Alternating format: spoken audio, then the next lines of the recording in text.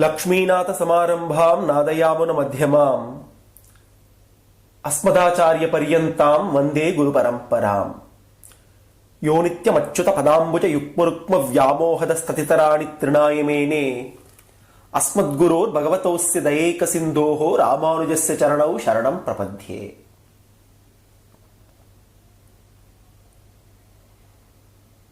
ఆత్మానం రతినం విద్ధి శరీరం రథమేవతు బుద్ధిం తు సారథిం విద్ధి మనః ప్రగ్రహమేవ చ. ఇంద్రియాణి హయానాహుః విషయాన్ తేషు గోచరాన్ ఆత్మేంద్రియమనోయుక్తం భోక్తేత్యాహుర్మనీషిణః. విజ్ఞాన సారథిర్యస్తు మనః ప్రగ్రహవాన్నరః సోద్వనః పారమాప్నోతి తద్విష్ణోః పరమం పదం. The Kathopanishad declares, know the self as the master of the chariot and know the body as the chariot itself. Know the intellect to be the charioteer and the mind as the reins. The wise speak of the senses as the horses and their objects as the paths on which they tread. They say that the individual soul associated with body, senses and mind is the enjoyer. He who has sound intellect as his charioteer and controlled mind as his bridle reaches the end of the road, which is verily the supreme abode of Bhagavan Vishnu.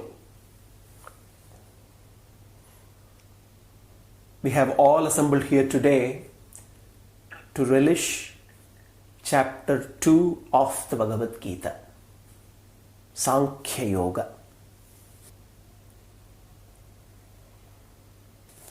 There is this story of a precocious hyperactive boy trying to get the attention and time of his stressed out father at home. It's one of those evenings when the father comes back home very tired and wants to catch up with the news on TV. And this little boy starts pestering his dad to spend time with him.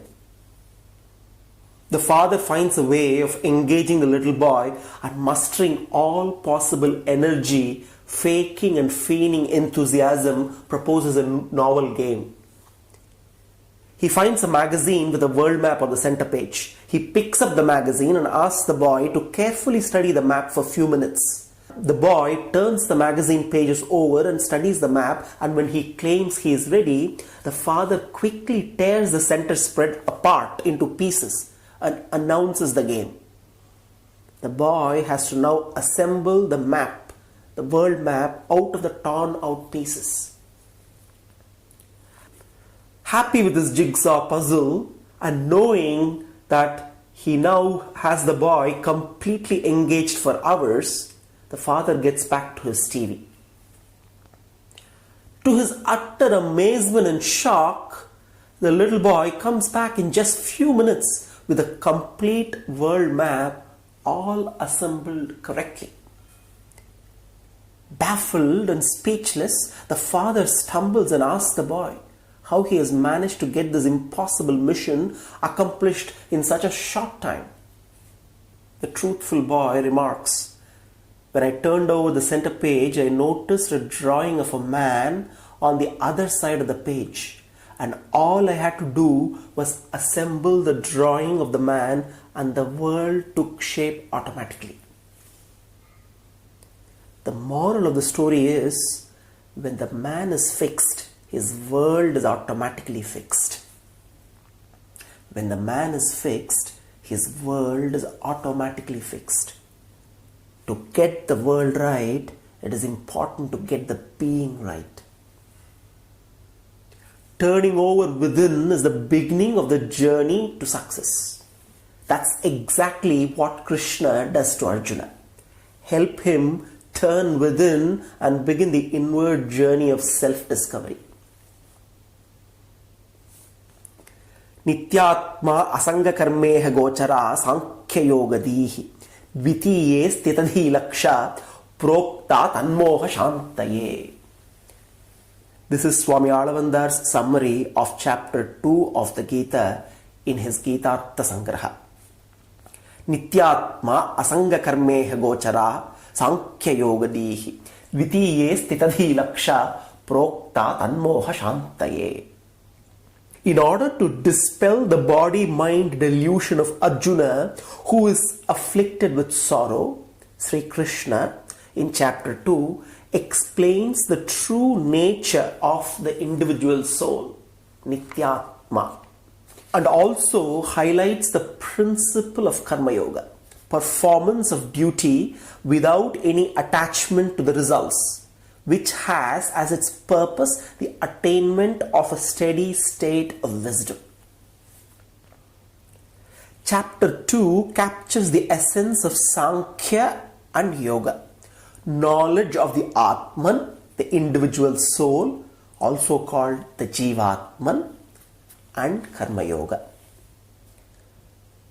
The second chapter of the Gita, Sankhya Yoga, has a clear-cut design and consists of 4 major segments. In the first segment, the true nature of the soul is explained and we come to understand and know who we are not and who we are. The fundamentals of the distinct nature of the soul as different from its physical embodiment, the human body, is very well covered by Sri Krishna. The second segment of the chapter highlights how a person is not the same as his personality and shows the unreasonableness of Arjuna's attitude and brings forward solid arguments as to why he should fight the war. That is why he should perform his duty. The third segment introduces the celebrated doctrine of Karma Yoga. And the fourth segment of the chapter is devoted to a grand portrayal of the Sthita Prajna, the steady-minded, contemplative man of wisdom, the Jnani. The first chapter of the Gita, Arjuna Vishada Yoga, captures the sorry state of Arjuna, a state of deep depression and delusion, a state of utter confusion. Throughout the first chapter, Sri Krishna lets Arjuna do all the talking. The valiant Arjuna completely breaks down in the face of the crisis.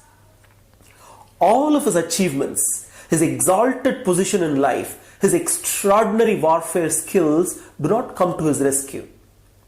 The adversity of war and its consequences completely overpowers the mighty Arjuna, and a weak Arjuna becomes ready to walk away from the battlefield, give up his duty, just give up on everything. There was a daughter who complained to her father about life and how hard things were for her. She said she wanted to give up as she was tired of struggling. For just as one problem was solved, another arose. Her wise father, a chef, took her to the kitchen, filled 3 pots with water and placed the fire on high. Soon the 3 pots came to a boil. In one he placed carrots, in the other he placed eggs, and in the last he placed ground coffee beans. He let them sit and boil without saying a word. The daughter wondered what he was trying to do. In half an hour, he turned down the fire and took out the contents of the pots and put them in 3 bowls. Turning to her, he said, "My dear child, what do you see?"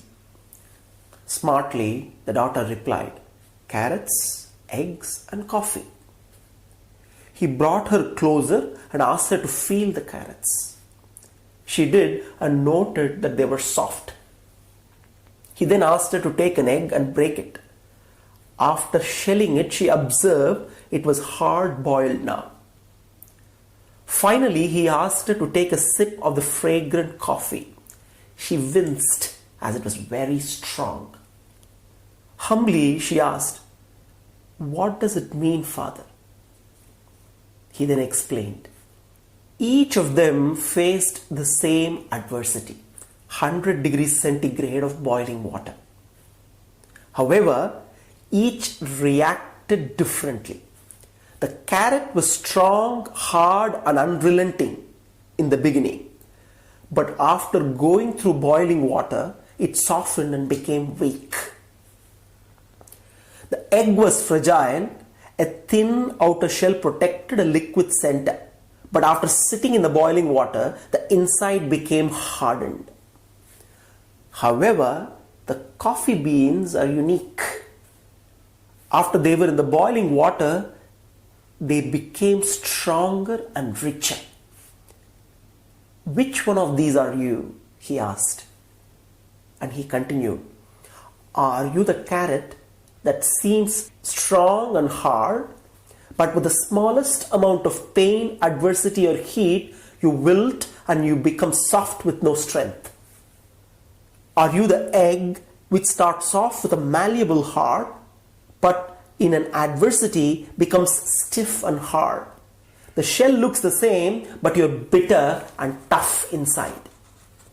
Or are you like the coffee bean? The bean does not get its true flavor until it reaches 100 degrees centigrade. When the water gets hotter, it just tastes better. When things are at their worst, you get better. It is not the nature of an adversity that should determine one's response. Rather, one's actions should be rooted in the deep understanding of one's true nature. It is the lack of this understanding that is a root cause for Arjuna's grief. The greatest irony is that Arjuna has Sri Krishna, the Supreme Lord himself, by his side. And unaware of the Lord's presence, he feels completely helpless and deeply depressed. In fact, the state of Arjuna reflects the state of each and every one of us, searching for the ultimate destination of everlasting happiness, peace, and security, when that destination, Bhagavan, is very much with us, by our side, all the time. The Mundaka Upanishad declares, Dva Suparna Sayuja Sakhaya Samanam Vriksham Parishasvajate Tayoranyah Pippalam Swadvat Anasnyan Anyoho Abhijaka Shiti. Dva Suparna Sayuja Sakhaya Samanam Vriksham Parishasvajate Tayoranyah Pippalam Swadvat Yanashnan Anyo Abhichaka Shiti. Two birds which are together are perched on the same tree closely. One of them enjoys eating the fruits of the tree. The other only watches without eating. The purport of the verse is two birds, the Jivatman, the individual soul, and the Paramatman, the Supreme Soul, the Lord, are always together and are on the same tree, the human body. One bird, the Jiva, eats the fruits of the tree. That is, the Jiva experiences joys and sorrows due to karma and continues to be afflicted with the vicissitudes of mortal existence as long as the association with the body prevails, and is unaware of the Lord always together with him as an observer. That is, the other bird watching and not eating, as the Upanishad states. Samane vrikshe purusho nimagno nishe shochati muhyamanaha jushtham yada pashyati anyam isham asya mahimanamiti vita shokaha. Though the Lord and Jiva are together, the Jiva, without paying any heed to the Lord, nonchalantly indulges in identifying himself with the body and assumes the actions of the body as its own, suffers from bondage, is unable to escape from the sorrows and sufferings of samsara. He is always in a state of grief. He is relieved when he realizes the Lord full of affection and compassion and always together with him. As the Upanishad says, the other splendorous bird, which is also perched on the same tree next to this bird, which is always in grief. When the Jiva, instead of searching all over, turns around and discovers the Lord next to him, knows him, realizes his glories, he gets rid of all his miseries and sorrow. This turning around, this shift in direction to discover the Supreme Lord is a glorious spiritual journey. And Arjuna is about to embark on this journey. And let us also join him. Sanjaya Uvacha Tam tatha kripayavishtam ashrupurna kulekshanam vishidantam idam vakyam uvacha Madhusudanaha. Sanjaya says, seeing Arjuna full of misplaced compassion and very sorrowful, his eyes brimming with tears, Madhusudana, Lord Krishna, spoke the following words. Shri Bhagavan Uvacha.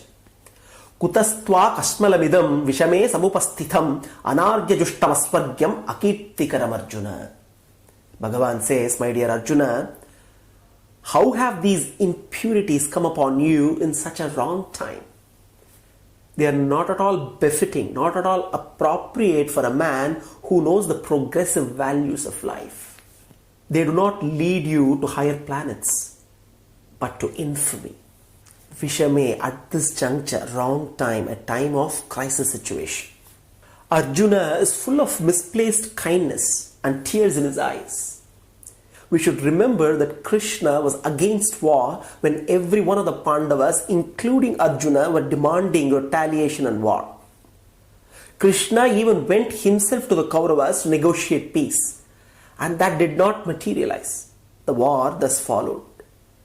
Now the situation is that the war has been officially declared, and all of a sudden Arjuna's love for peace takes over. Arjuna comes up with all the right logic for not going to fight.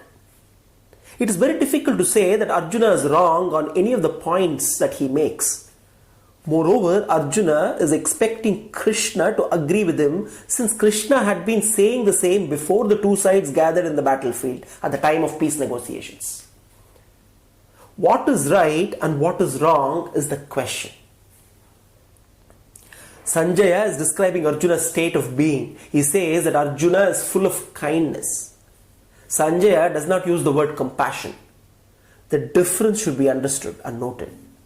For kindness to happen, there should be someone to feel the kindness for. The other is required. It is closer to the word pity. A rich person feels pity for a beggar and gives him money. A beggar is a requirement for the rich person to feel pity for. The other important difference is that kindness and pity fulfill your ego, however subtle the ego may be. Compassion, on the other hand, is an inner flowering and will be there even when there is nobody around. Sanjaya declares Bhagavan Uvacha. Bhagavan speaks. Sanjaya does not say Krishna speaks. He is deliberately using the word Bhagavan. I feel that the only way I can try to explain Bhagavan's words if I have his compassion, his blessings and his company. And I am truly convinced that he is with us here today. Now let us try to understand what Sanjaya means when he says Bhagavan Uvacha. Krishna speaks. Here in Gita, when Krishna speaks, it is not just a friend talking. It is the Paramatma talking. And that is why Gita became Bhagavad Gita. Krishna starts with basics. He starts at the level of Arjuna. We all want to do what is right and not do what is wrong. Duryodhana thinks he is right in fighting the war, and Arjuna thinks he is right in abandoning the war. The other thing we all want is to look good, be appreciated by others, and go to heaven if there is one. Krishna does not tell Arjuna that he is wrong, nor does he say that Arjuna is right. Krishna does not even get into any discussion with Arjuna regarding the points he raised. He simply brings another dimension in the whole equation. This dimension is so important, so practical, and so simple. Krishna tells Arjuna how the timing is wrong.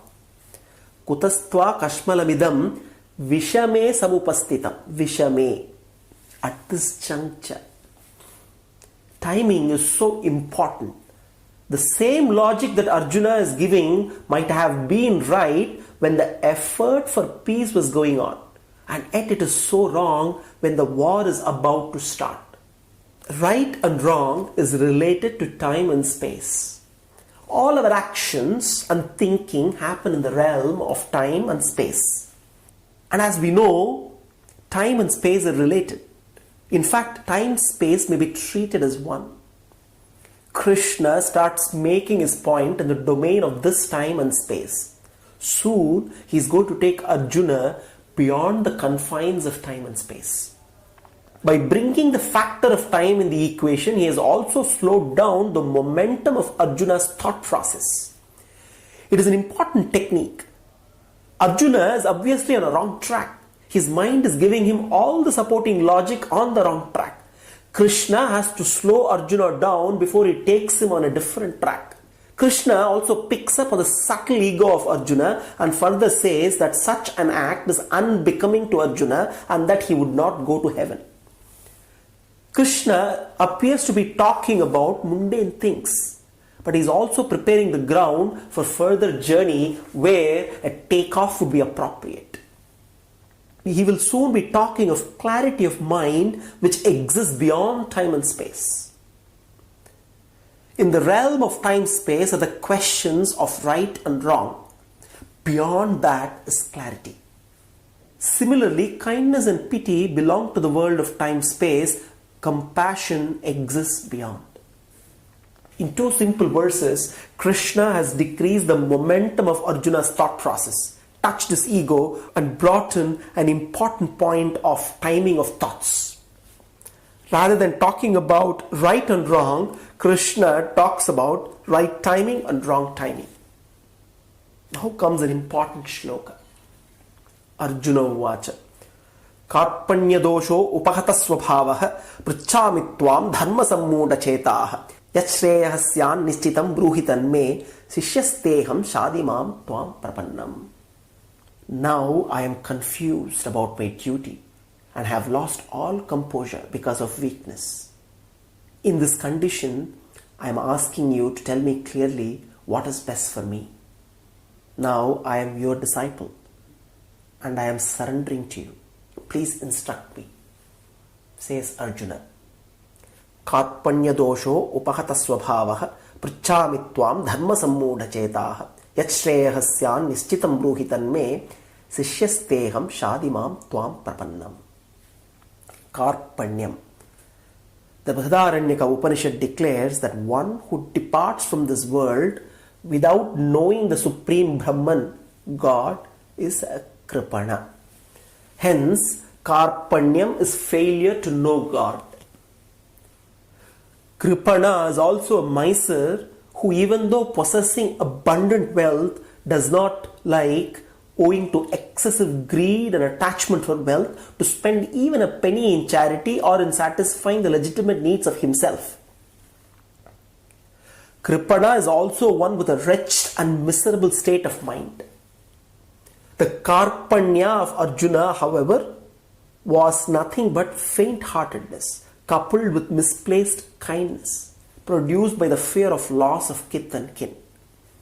Arjuna prays, Krishna, I am your disciple and I take refuge in you. Please teach me what is good for me. Please teach me what is Shreyas. Sanjaya uvacha. Yevamuktva hrishikesham gudhakeshah parantapa nayotsya iti govindam uktva tushnim babhuvaha.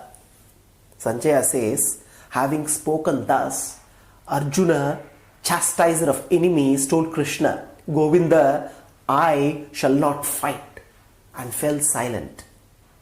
I shall not fight, said Arjuna. It is Arjuna's ego that is speaking here. It is quite appropriate to briefly examine the development of an ego at this juncture. We all have an image of ourselves, of who and what we are. Arjuna also had an image of himself. He must have been right to think that he was a noble man, a man who respected the elders, his gurus and the Shastras. He was intelligent and an awesome warrior. Arjuna always operated within the framework of Dharma. Arjuna would never have thought himself to be anywhere close to being a coward. Instead, he was the brave heart of his times. If we can see that Arjuna, then we can understand how shocked he must have been with the reply of Krishna. To understand the current shlokas and the Gita as a whole, we have to not only understand what Arjuna is saying, but also experience Arjuna's pain, his anguish, his despondency. Image in some ways is a collective ego added to an individual's identity over time. Interestingly, when two individuals meet, there is never meeting of two beings. It is the images of the two people with two different value systems that meet, as if they both are wearing a mask. The real person is kind of unknown not only to the onlookers but also to the individuals themselves. The mask has become the reality. Sanjaya continues. Tamuvacha Hrishikeshaha prahasanniva bharata senayor ubhayor madhye vishidantam idam vachaha. O descendant of Bharata, at the time Krishna, smiling in the midst of both the armies, spoke the following words to the grief-stricken Arjuna. Why did Krishna smile will always remain a mystery. Was Krishna being sarcastic to Arjuna? A better question would be, could Krishna be sarcastic at all? It cannot be so. He loved Arjuna as a long-time friend. Krishna knew Arjuna so very well. Did Krishna smile because he could see what is happening to Arjuna? Let us see what really is happening to Arjuna. His mind is wavering. At one time he mentions that he is surrendering to Krishna and wants Krishna to guide him as a guru, and 2 shlokas later he declares that he is definitely not going to fight. Arjuna does not have the clarity. Krishna can see that much clearer, and this definitely is worth the smile. Krishna perhaps could see a little deeper as to what was happening to Arjuna. Arjuna's misplaced love for his friends and relatives got very intense. Duryodhana's being has been abducted by his desire for the kingdom, and Arjuna's being has been hijacked by the desire of saving the lives of his dear ones. This again is worth the smile. Krishna knows not only what is going on with Arjuna and his world, but also what is going on with the countless other worlds. Krishna knows that Arjuna is completely deluded. So what is this delusion? When we say our world, whose world are we talking of? We are not talking about the trees and the rivers and the oceans of the world. We are talking about the network of egos that an individual has developed and calls it his own. That is his world. When we are born, we get a name. This name becomes us, and we start accumulating a range of ego around this name. We leave home and go to school.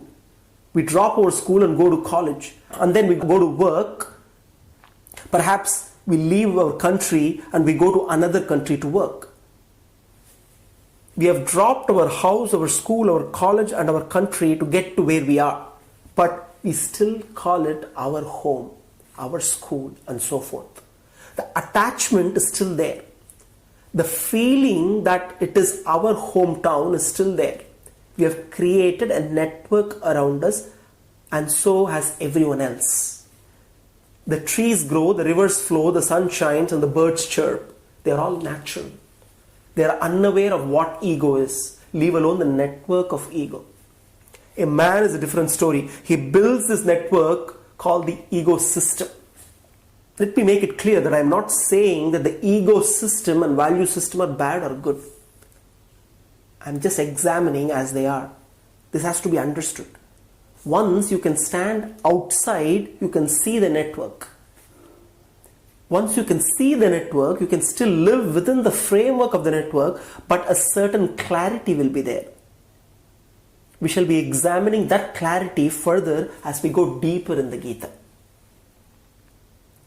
You go on the internet, you use it and then switch the computer off. The space is still there. The cyberspace is still there. Millions of people are accessing it and using it. But you can still be outside of it. The question is, can you stand outside of this network of ecosystem? The answers, including the techniques, are there in the Gita, and we shall explore them as we go along. Krishna is always standing outside of the network of egos. He can see the whole picture. If you are inside a house and look from a window on the east side, you can see the sun rising, while if you look from a window in the west, you can see shadows. Krishna is standing outside on the peak of the mountain, and he can smile on what he sees. Krishna is going to take Arjuna out from the house and bring him on this peak. There are differences in viewpoints as to where did Gita really start. Is it Shloka 11 or Shloka 12? The real issue is, when does Gita start in our lives? When do we start practicing the techniques outlined by Sri Krishna? When does Gita start flowing for us? Now let us move on and understand Shloka 11. Shri Bhagavan Uvacha. Ashocyan anvashochastvam pragyam vadamscha bhashase gatasun agatasum cha nanushocanti panditaha. Krishna says, while speaking learned words, you are mourning for what is not worthy of grief. Those who are wise lament neither for the living nor for the dead. Throughout chapter 1 of the Gita, Arjuna did all the talking, coming up with all arguments for why he should abandon the war of Kurukshetra. Krishna categorically declares here that Arjuna's whole line of thinking is wrong. Arjuna is disturbed with the possibility of killing his loved ones, and Krishna comes out, smiles and says that, Arjuna, you are on the wrong track. In one sentence, Ashocyan anvashochastvam, Krishna discounts all the arguments that Arjuna has presented so far, not forgetting that Krishna does not console Arjuna about the grief he is going through. He tells Arjuna that he is on the wrong track and is talking like an expert. Prajna vadamscha bhashase. Arjuna has taken a stand that he is not going to fight and then requests Krishna to guide him. Arjuna is hoping that Krishna will agree with his stand. Arjuna is talking like a pandit. He is quoting Shastras to support his position. Arjuna is quoting Shastras to Krishna, who is the very source of all Shastras. Krishna has to smile on these contradictory statements of Arjuna. What Arjuna did then is done by almost all of us all the time. We take our stand and then rationalize it by quoting from one Shastra or the other. In just two simple and straightforward sentences, Krishna turns the whole argument to a different track. This is the turning point in the Gita. So what is Krishna referring to when he says to Arjuna that he is on the wrong track? Arjuna is concerned about death of his loved ones. His whole state of being is affected by the possibility of impending death of his friends, relatives and respected ones for which he may be responsible. If he is talking about death of others, I am sure the possibility of his own death must have crossed his mind. So the root cause of the thinking process of Arjuna is the fear of death. Krishna is saying to Arjuna that the thinking about death is wrong because no one really dies. Death of the essence in Bhishma or Drona or anyone else is not possible. Krishna is changing the whole focus of thinking. He is going to talk about life, about the life energy, and convince Arjuna that no one can ever get killed.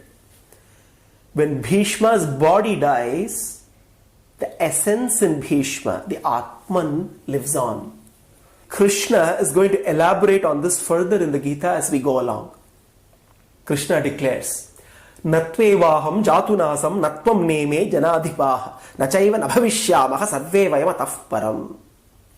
Never was there a time when I did not exist, or you, or all these kings. Nor in the future shall any of us cease to be. Dehinosmin yata dehe kaumaram yavvanam jara tata dehantarah praptihi dhiras tatra namuhyati. As the embodied soul continuously passes in this body from boyhood to youth to old age, the soul similarly passes into another body at the time of death. A self-realized soul is not bewildered by such a change. Arjuna is distressed because of his attachments to his relatives, friends and teachers who he might have to kill during the course of the war. To kill or not to kill is his question. He puts his bow down and says to Krishna that he's not going to fight. How Krishna handles this is amazing. He is pragmatic, so methodical, and yet so concise. First, Krishna points out to Arjuna that there is something in everyone that is eternal and never changes. And then he talks about that which is changing all the time. Before we get into what Krishna is saying, we should also examine what Krishna is not saying, or what most of us would have said in a similar situation. Krishna knows that nobody ever drops attachments because he is told to do so. Attachments do not drop even if you say to yourself to drop it 100 times a day. It may become subtle, but it does not drop. Attachments only drop by understanding, by knowing something higher. And that is what Krishna starts trying to do. He's trying to show Arjuna something higher. Attachments are also of two kinds: material attachments and value attachments. Value attachments are very difficult to comprehend. Arjuna has dropped his material attachments. He says it clearly that he would be willing to forego the kingdom and all the riches. He is even willing to die, but he would not kill his loved and respected ones. Now, that is the ultimate of value attachment that can be present in anyone. Krishna is trying to take him beyond this, and he starts by showing Arjuna the global view. Arjuna's thinking is like searching in a dark forest with a flashlight. Krishna shows him the whole forest by the light of a lightning. Coming back to the shlokas 12 and 13, Krishna starts with statements regarding a wider perspective of life. Arjuna is disturbed because he sees the possibility of death. Krishna says that there is no death. Krishna speaks with so much confidence, with so much clarity, and with so much conviction. Never was there a time when you and me were not there, and never will be such a time in future when we shall not be there. The essence in all of us lives on. The form may change, but the essence, the soul, the Atman continues. Behind the simple statement lies the whole science of life and afterlife. We will explore the details as we go along with Krishna and Arjuna. Krishna sees that Arjuna's grief was because of the fear of death, and therefore he starts with a statement of the permanence of life. He is telling Arjuna that here is your mistake. Rather than looking at few frames of life, look at the whole collection. Krishna wants Arjuna to look at the whole gallery of life. This has often been explained by giving an example of the vast ocean and its waves. Arjuna is just looking at the waves which appear and disappear, while Krishna is pointing to the whole ocean. This wave and ocean example does explain the vastness of life and the insignificance of death, but it does not touch the attachment issue so much. Let me try to explain it differently. Let us say that a lady has a gold bangle and wants to change it to a gold chain. It is so simple. She goes to the jeweler and asks him to change the shape, and he does it. If she does not trust the jeweler, she sits through the entire process while the form is changed from the bangle to the chain. Now here, the lady has no attachment to the form of the gold. She does not start crying as the shape of the gold changes. The gold bangle has become dirty and misshaped. The chain is shiny, new and bright, and is spotless, and therefore she is happy. But she is attached to the gold, and that is why she is willing to sit through the entire process of the change of form of gold to make sure that the gold does not disappear. She is definitely attached to her gold. The attachment is always relative. The same lady who loves her daughter more than gold will give the bangle away or the chain away to her daughter. The attachment is still there, it has just changed its location. When Arjuna says he will not fight, the attachment is shifted from that of winning to the love of life for friends and relatives. Krishna's effort to show Arjuna the futility of this attachment, and he is going to do that. In the case of a gold story and the lady, it is apparent and obvious that the gold does not disappear and only the form changes. In our real life, once the body disappears, we do not see what happens. Krishna is saying that the essence never disappears. It simply gets new forms. Once Krishna makes this statement on the eternal soul within all, he then comes to the form, the physical body. His approach is from global to the individual. His initial statement about the physical body is that it is always changing. The journey from birth to death is always a flow of continuous changes. We grow from a baby to a young man. We mature and then transition to middle age and then get on to the golden age of being old. Krishna is saying that the essence, the Atman, then moves on to another body as simple as it moves from childhood onwards. The problem is that this part is not in our grasp. It is not a matter of belief, it is so. Krishna can see it, we cannot. It is so simple.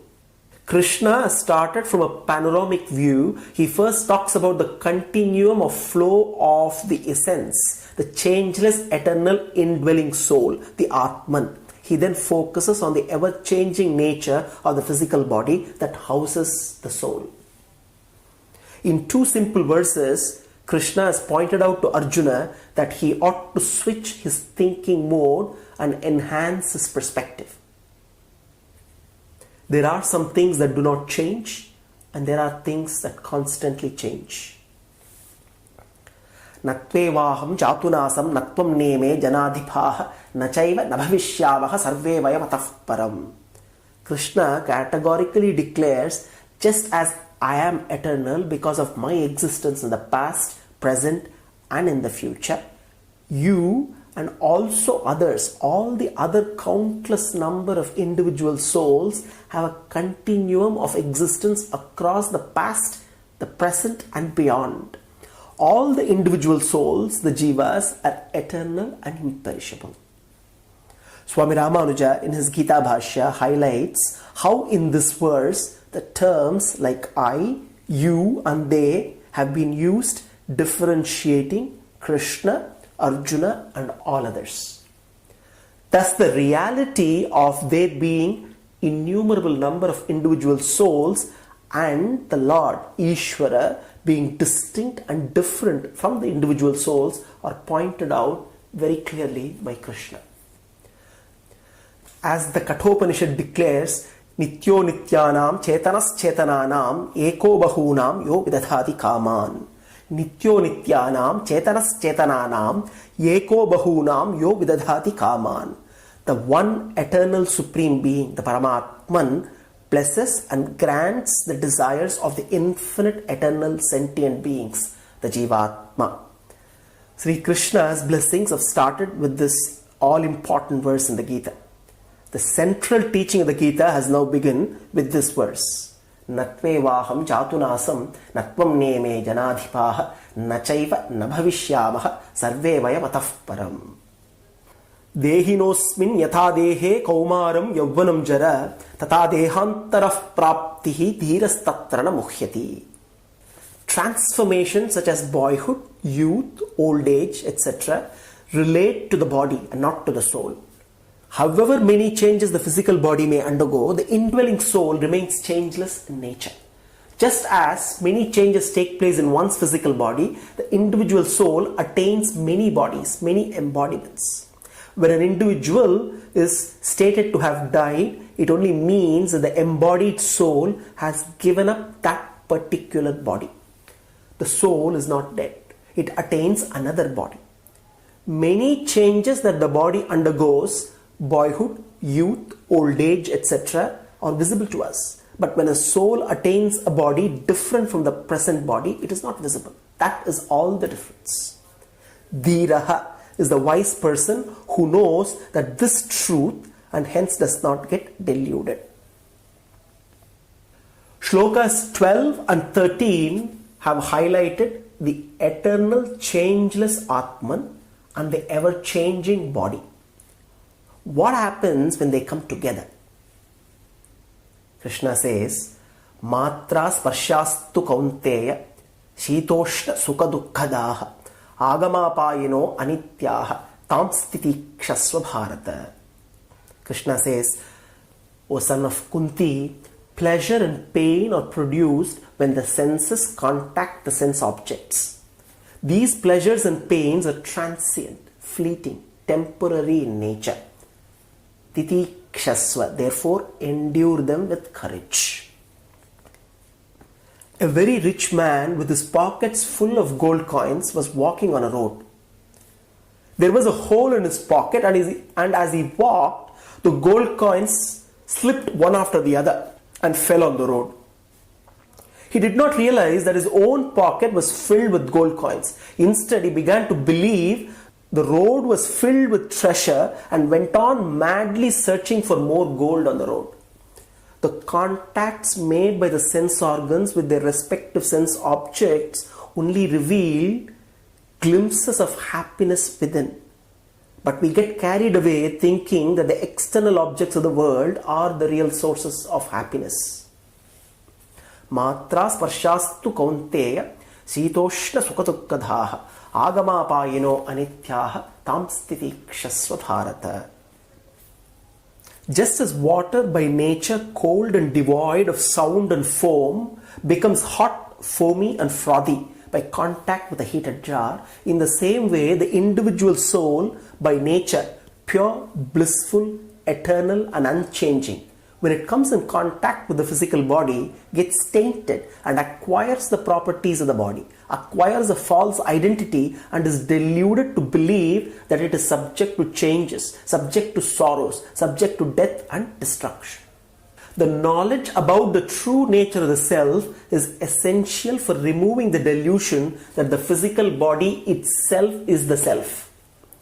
The world of objects that we see, perceive, experience and relate to is full of diversity. The physical forms of the multitude of embodiments is diverse and is ever subject to changes. What we miss out to realize is the sameness underlying the diverse manifestations.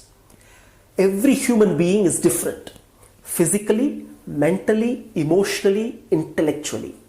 But it is important to understand that each one is a coming together of an ever-changing matter and a changeless spirit.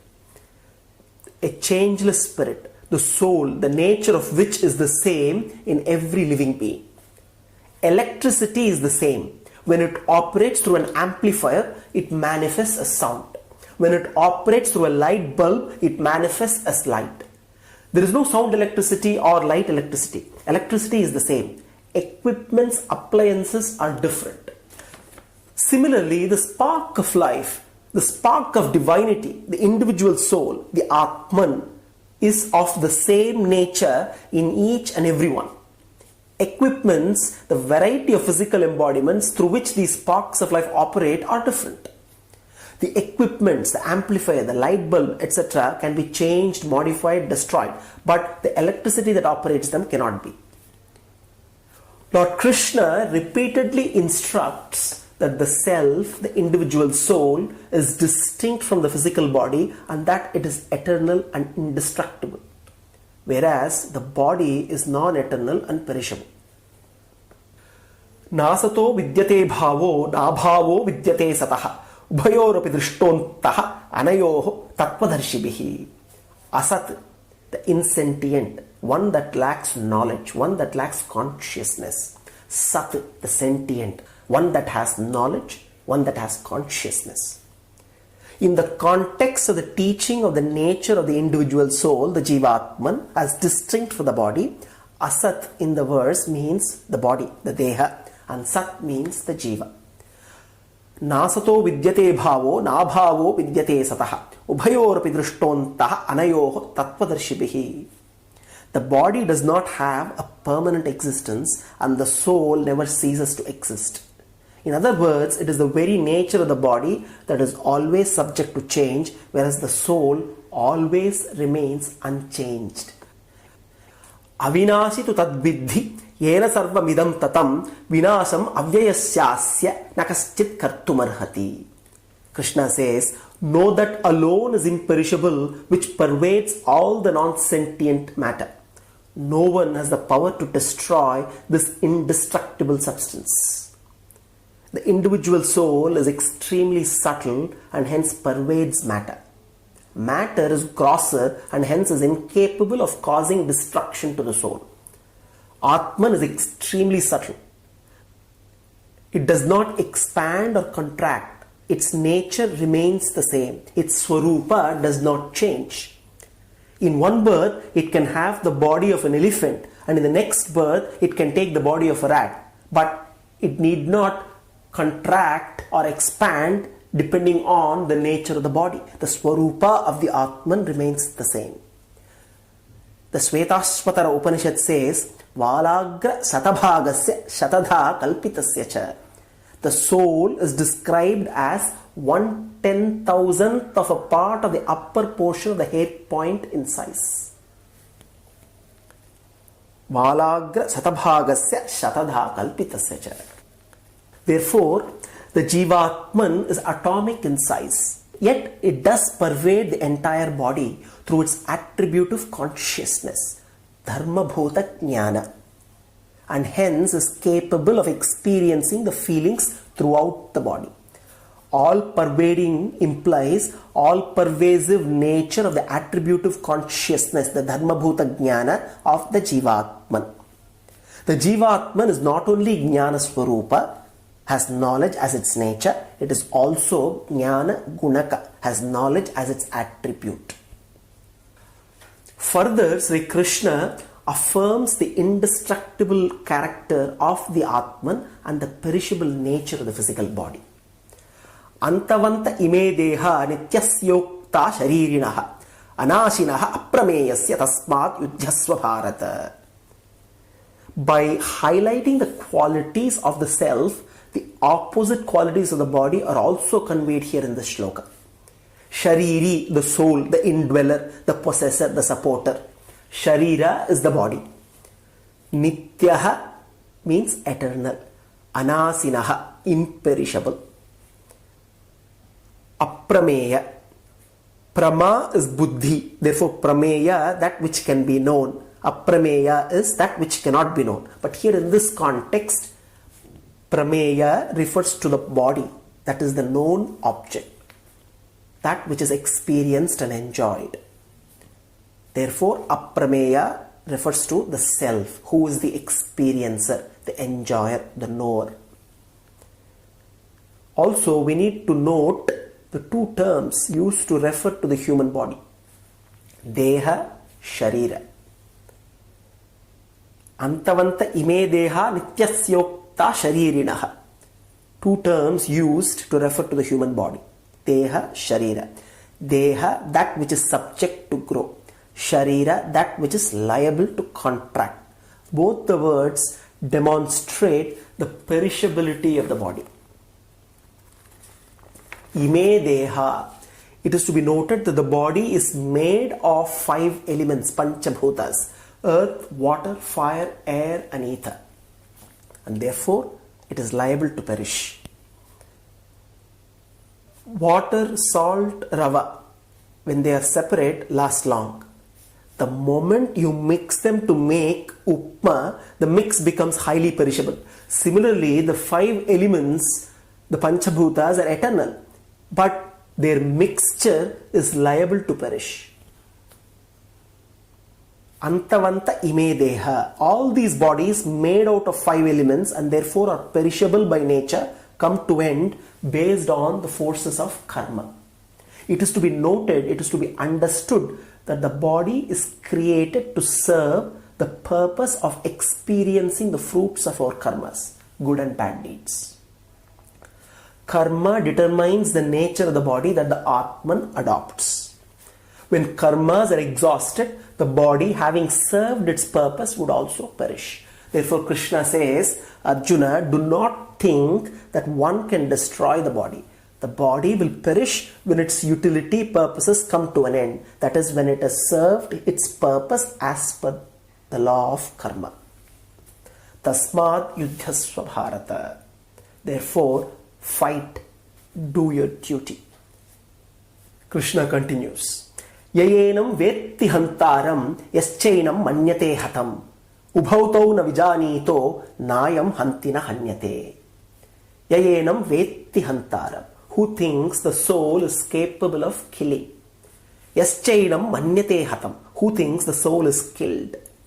Ubhautau na vijanito. Both of them do not know the truth. Nayam hantina hanyate. The soul neither kills nor is killed. When it is said in common parlance that a person is born, it indeed only means that the soul has become embodied, has acquired a body. When it is said he died, it means the soul has separated from, has relinquished the body. Therefore, birth and death refer to the beginning and end of the relationship of the soul with a particular body. Killing is destroying the connection, association that exists between the soul and the relevant body. The body through whose agency another body is terminated is called the killer. In this way, the killer also is a body and not the soul. The soul by nature has no need to do any actions. All actions are in the domain of matter. The Atman has to act only in the state of embodiment, says Krishna. When the Atman associates itself with the body of a Deva and says, I am a Deva, then I want to live the life of a Deva. In reality, the Atman has no interest in watching Rambha, Urvasi or Menaka dance. The interest happens when it identifies with the body of a Deva. A lion hunts down a goat only because it thinks it is a lion. The soul identifies itself with the body of the lion.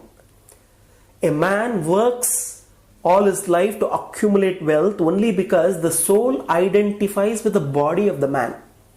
If the soul identifies with the body of a snake, it will want to bite everyone. To indulge in a life of pleasure, to hunt down a goat, to work, to bite, all these are actions, different kinds of actions. A lion has no interest to watch Rambha or Urvasi dance. A man will not go around biting. A snake will not go to office to work. All these actions depend on the nature of the embodiment of the soul. The actions depend on the nature of the embodiment of the soul. The nature of the soul is the same irrespective of the nature of embodiment, which could be that of a man, a lion, a snake, or a deva. However, when the soul identifies with the body, different actions manifest in accordance with the law of karma. Let us pause for a while and reflect. Sri Krishna has so far established the nature of the self, the individual soul, the Atman, also called the Jivatman, as distinct and different from the physical body.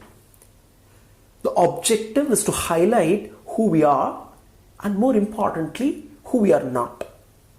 The goal is to enable us know ourselves. Knowing ourselves is different from knowing about ourselves. We need to clearly understand this difference. Knowing ourselves versus knowing about ourselves. One of the timeless questions has always been, who am I? Who am I? While some people do not want to know who they are because of possibly fear, others have an insatiable curiosity about themselves and want to find out more and more. One may be so fascinated with oneself that one spends years in psychoanalysis, going deeper and deeper into every aspect of one's childhood, uncovers secret fears and desires, finds layers and layers of complexity in the makeup of one's personality and character. After say 10 years, the therapist, after making tons of money, may eventually get tired of the person and may send him away with a 5,000-page dossier. As he walks, as he carries the heavy file home, the initial satisfaction of at last knowing himself gives way quickly to a feeling of incompleteness and a lurking suspicion that there must be more to who I am than this. And indeed, there is more, not perhaps in quantitative terms of more facts, but in the qualitative dimension of depth. There is nothing wrong with psychoanalysis or finding about our past as long as we don't confuse knowing about ourselves with knowing ourselves. The 5,000-page dossier is about ourselves, the content of our mind, which is conditioned by the past, our ego.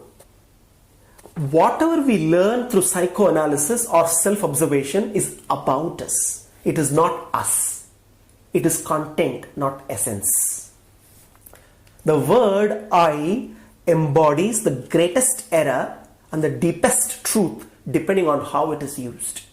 It is not only the most frequently used word in any language, and together with other related words, me, mine, myself, etc., is also the most misleading word.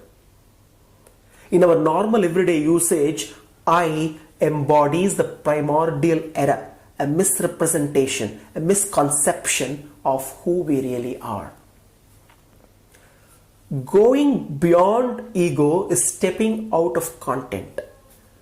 Knowing ourself, knowing the real I, is being ourself, and being ourself is ceasing to identify with content. Whatever we perceive, experience, do, think or feel is content. Content is what we identify with. The inner and outer circumstances of our lives, our past and future, all belong to the realm of content, as do events, that is to say, anything that happens. What is there other than the content? That which enables the content to be the inner space of consciousness, the Atman. Let us understand this better. There are 3 levels of existence. At the physical level, the real world that we see around us. The soul is the observer in the midst of the observation. Anytime you observe something, there are 3 components involved. The first, which occurs in the physical world, is the object of your observation. The second, which happens at the level of the mind, is the process of observing. The third component of observation is the actual observer, which we call the soul. The variations in what we observe are based on our mind's interpretation. Interpretations happen at the level of the mind, but it is our individual souls that are conditioned by experience, and through that memory of past experience, the soul influences our choices and interpretations in life.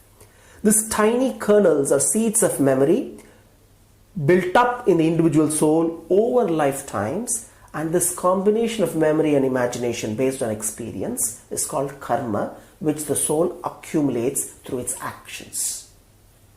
So, the seeds of memory built by experience, our karma, help determine who we are. But in reality, who are we? Let's examine the different aspects of our existence. When we consider our physical bodies, we discover that we are really a collection of recycled molecules. Next, consider our emotions. Emotions are just recycled energy. Emotions do not originate with us. They come and go depending on situations, circumstances and events. And what about our thoughts? Well, our thoughts are recycled information. Every thought we have is actually a part of a collective universal database. What about our personality? Well, the personality doesn't originate with us either. Personality gets created through selective identification with situations and through relationships. So now we may ask, if my body, my emotions, my thoughts and my personality are not original or created by me and they are not me, who am I really? Who am I? I am the knower, the soul. Ajo nityah shashvatoyam purano.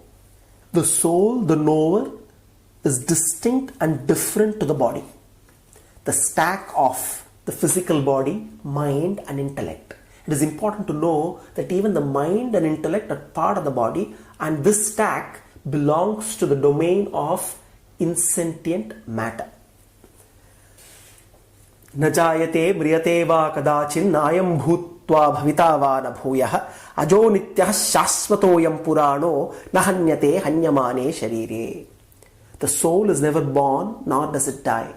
Nor having come to be, it will again cease to be. It is unborn, eternal, unchanging, and primeval. It is not slain when the body is slain. न जायते म्रियते वा कदाचिन् नायं भूत्वा भविता वा न भूयः अजो नित्यः शाश्वतोऽयं पुराणो न हन्यते हन्यमाने शरीरे. Matter is subject to 6 kinds of changes, 6 kinds of transformation. Birth, becoming, growth, transformation, decay, destruction. 6 kinds of modifications. Here, Krishna negates all the 6 kinds of modifications for the Atman. Na jayate, na mriyate, nayam bhutva bhavita va na bhuyaha, ajaha nityaha shashvataha puranaha, na hanyate hanyamane sharire. Na jayate, never born.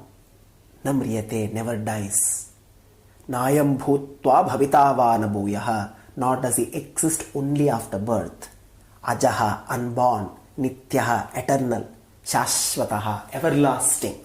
Puranaha, ancient. Nahanyate hanyamane sharire. Even though the body is slain, the soul is not. So therefore, Ajaha negates birth. Nityaha negates decay. Shashvataha negates transformation. Puranaha negates growth. Nayam bhutva bhavita va na bhuyaha negates becoming. Nahanyate hanyamane sharire negates death and destruction. Sage Yajnavalkya, the illustrious teacher, was teaching a number of disciples, including the wise Janaka. One day he started his discourse late as he waited for King Janaka.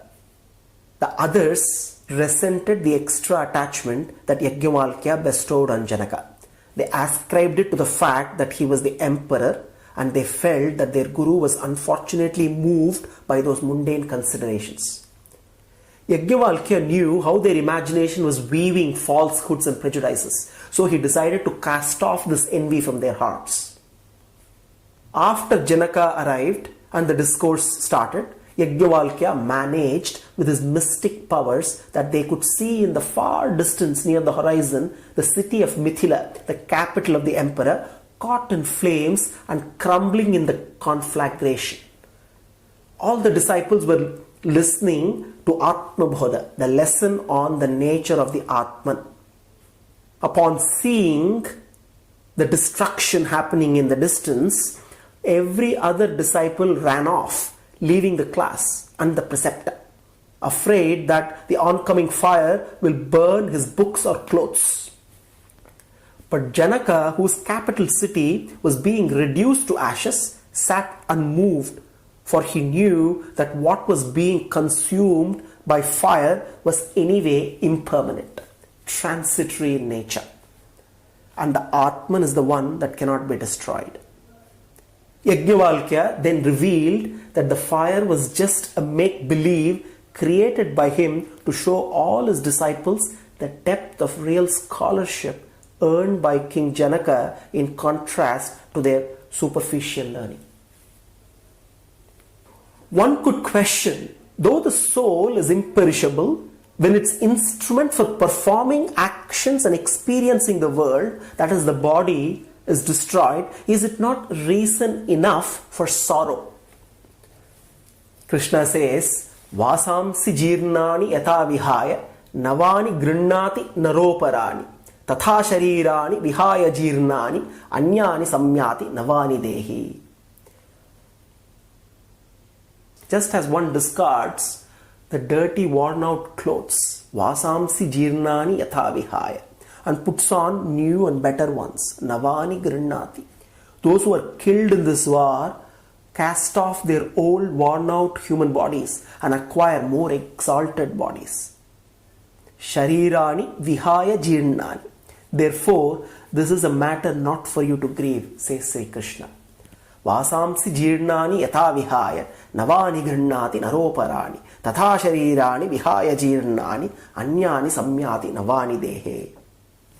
A child weeps when the mother removes old clothes, soiled with dirt, and compels the child to wear new ones. The mother remains indifferent to the weeping and in the child's own interest makes the child submit to the change of clothes. Even so, God, for the good of Jiva, changes its body when it is worn out. Jirnani, not to be understood as old. Jirnani means worn out. On the termination of his prarabdha karma, the sum total of all karmas bearing fruit in one's life, a human being may die at any age. The wearing out of the body should therefore be taken to mean the exhaustion of the force of the prarabdha karma, which has been responsible for the building of the body. Krishna continues, Avyaktoyam achintyoyam avikaryoyam uchyate tasmad evam viditvainam nanushochitum arhasi. Avyaktoyam achintyoyam avikaryoyam uchyate tasmad evam viditvainam nanushochitum arhasi. The soul is said to be unmanifested, avyaktoyam. That is, the soul cannot be cognized by any of the senses. Those entities which can be grasped by means of the sense organs, the indriyas, are called vyaktaha. Avyakta is that which cannot be grasped, cannot be cognized. Achintyoyam, unthinkable. The soul cannot be conceived by the mind. Avikaryoyam, unchangeable. Vikara is subject to modifications. Avikara is not subject to modifications. Tasmad evam viditvainam nanushochitum arhasi. Knowing this, you should not grieve, you should not lament, says Krishna. The word knowing is important. Atman is achintya, unthinkable, avikarya, unchangeable, avyakta, inconceivable. But it can be known, it can be realized, it can be experienced. And once you know it, it is not possible to lament for the body. Knowing this, you should not grieve for the body. Nanushochitum arhasi, says Krishna. It is important to understand that Krishna is not saying that the body is not important. The physical body has certain properties and the Atman has certain other properties. There is a relationship between the Atman and the physical body, and the Lord wants Arjuna to understand that fully. Here we can use a simple analogy of a blind man and a lame man crossing a forest. Prakriti and Purusha. Prakriti, the physical body made of matter, and Purusha, the Atman, are together like these two men. One blind and one lame. One blind who cannot see, and the other lame who cannot walk. Prakriti is like the blind man, lacks knowledge. Purusha is like the lame man, lacks activity. However, the lame man can direct the blind man who can carry him, and together they can cross the border. The forest is like the samsara. So Purusha, the Atman, needs Prakriti, the physical body, to cross the forest of samsara. At no point in time does Krishna say that the body is not important. If body were not important, Krishna would not have asked Arjuna to arise and fight. In our example of the light bulb and electricity, we know that the bulb will not work if we do not have the electricity. But at the same time, if there is no bulb, there is no light. The light bulb is important for electricity to manifest into light. The body is similarly important for the Atman to manifest in its full glory. The soul needs the body to exhaust its karmas and achieve liberation, everlasting bliss. Avyaktoyam achintyoyam avikaryoyam uchyate tasmad evam viditvainam nanushochitum arhasi. There is no need to grieve. There is no need to be unhappy. Nanushochitum arhasi. With these comforting words of Krishna, Nanushochitum arhasi, there is no genuine reason for us to be unhappy. That is, Krishna says that it is our nature to be always happy. With these comforting words of Krishna, let me conclude today's session. Sriranga Mangalanidhim Karunanivasam Shri Venkatadri Shikaralaya Kalameham Shri Hastishaila Shikarojjwala Parijatam Sri Sannamami Sirasa Yadushaila Deepam. Om Tat Sat Sarvam Sri Krishna Arpanamastu.